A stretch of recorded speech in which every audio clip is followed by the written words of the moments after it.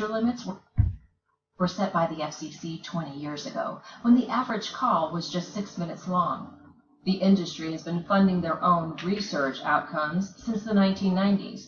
Their official stance on EMF radiation is that there is no definitive link between wireless devices and cancer or other illnesses.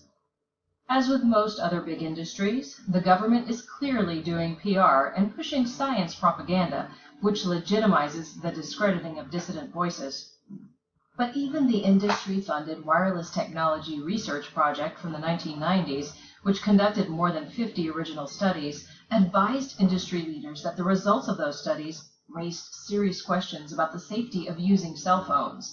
The research confirmed that cell phone use doubled the incidence of brain tumors, most often on the right side of the head where most phones are used. Industry frontman Tom Wheeler dismissed the research by casting doubt on its validity because it had not yet been published, though it was peer-reviewed and was later published.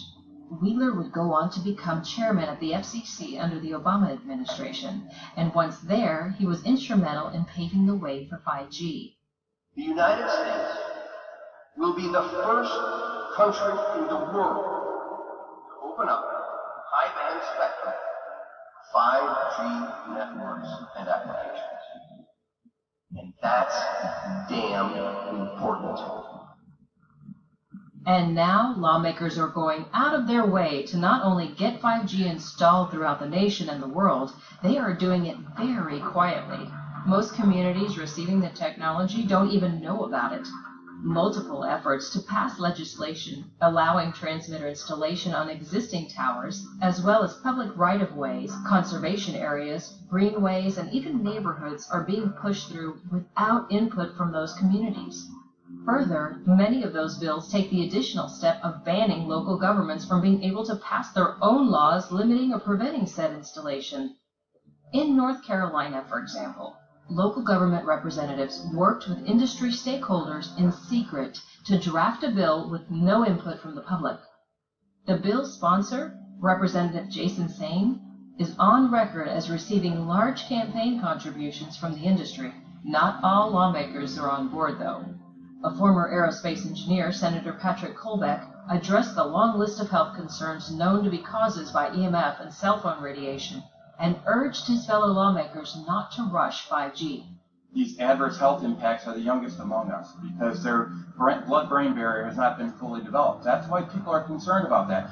I know there's a convenience issue. I'm addicted to this stuff myself, right? This is an issue where I love the convenience of having wireless access.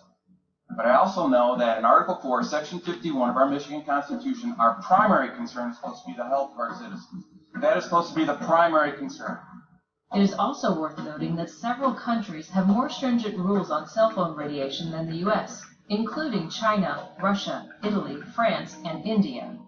More than 190 experts have expressed concern about the health risks of 5G wireless networks and urged the industry to delay implementing the technology until it can be evaluated by independent researchers.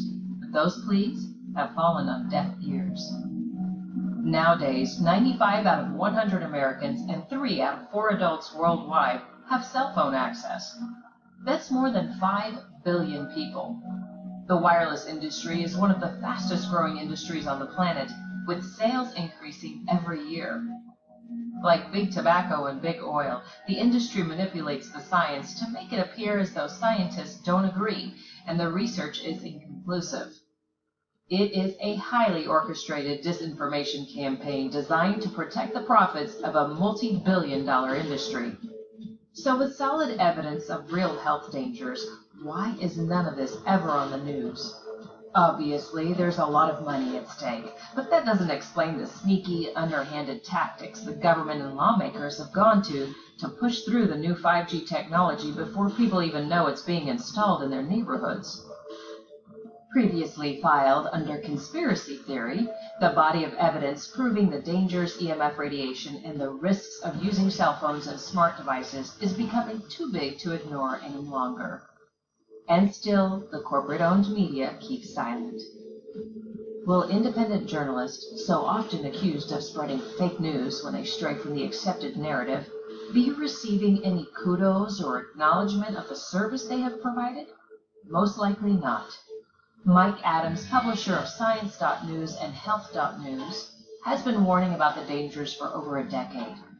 He says that for years, the mainstream media insisted there was no link between cell tower radiation and brain tumors, effectively putting billions of people at risk and costing an unknown number of innocent lives. So why the media blackout? What's the real reason behind the push for this untested technology? We know it's all about the money. But we're not just talking about the infrastructure and new phones.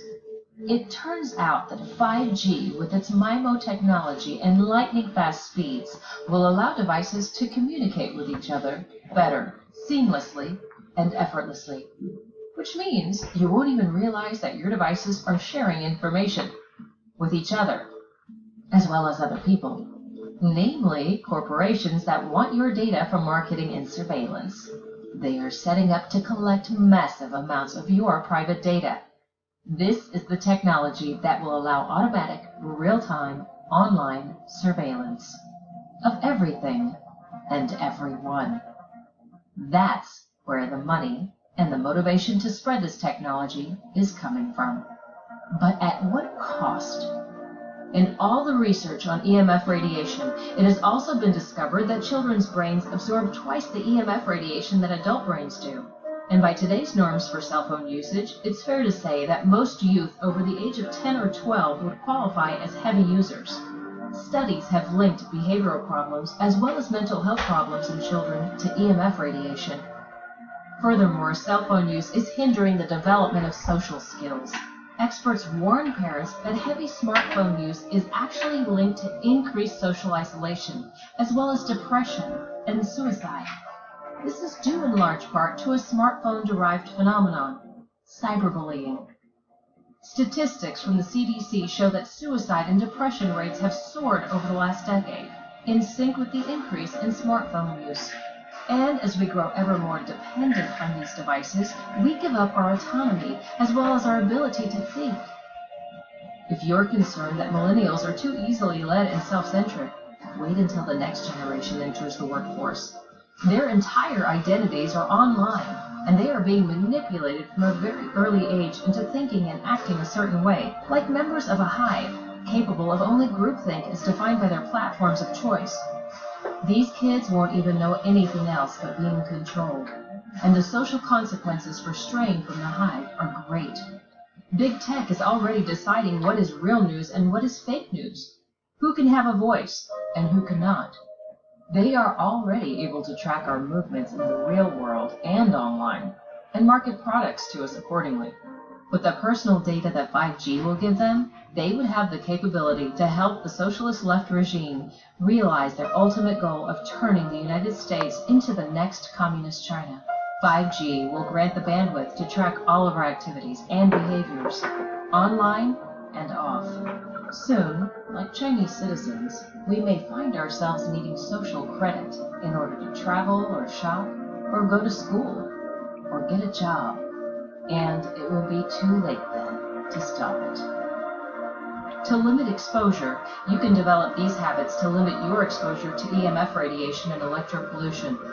Send text when you can instead of talking on the phone. When you do talk on the phone, use speakerphone or headphones and hold the device away from your body, and keep conversations short. Never carry your cell phone against your skin. Do not sleep with it near your bed. Remember that children's brains are still developing, and you need to minimize their exposure. To fight 5G being installed in your community, contact your federal, state, and local government representatives to share your concerns and ask for them to slow the process. Review the evidence and think about better protections and more research. Spread the word with neighbors and friends and encourage them to take action as well. Otherwise, with so many pollution crises facing society today, such as the trash in the oceans, the heavy metals in the water, and pesticides in our food, will electropollution awareness gain the traction it needs to effect change? After all, it is, for the most part, invisible, which makes it very easy for the telecommunication industry to downplay potential risk by keeping it out of sight, out of mind.